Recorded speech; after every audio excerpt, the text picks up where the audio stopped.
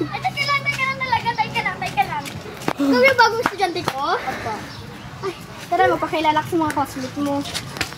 Sige na, magpapakilala ka sa mga classmate mo. Good morning, classmate. My name is Jenaline.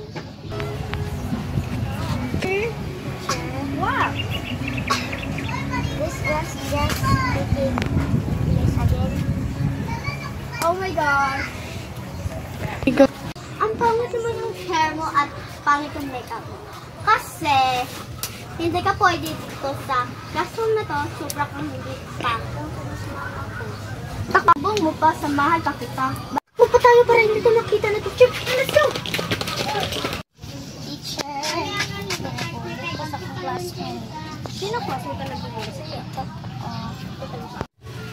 Ito ba yung binubuli mo? Hindi, teacher. Hindi na namin uulitin. Yes.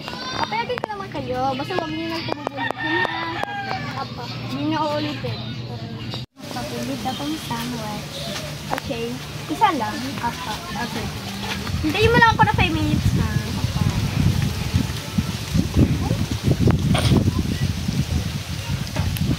Ito yung sandwich mo ah. Sana, uy! Ikaw pag-una!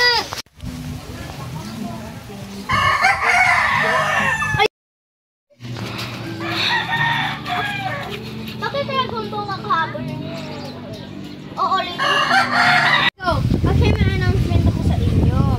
So, bukas, dapat bonggang-bongga yung suot nyo bukas. Kasi may party tayo bukas, okay? Lahat ng section dito, dapat bonggang-bongga. Okay?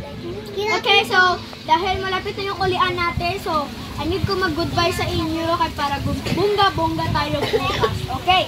Okay, guys, lahat tumayo. Goodbye, goodbye, class. Goodbye, teacher!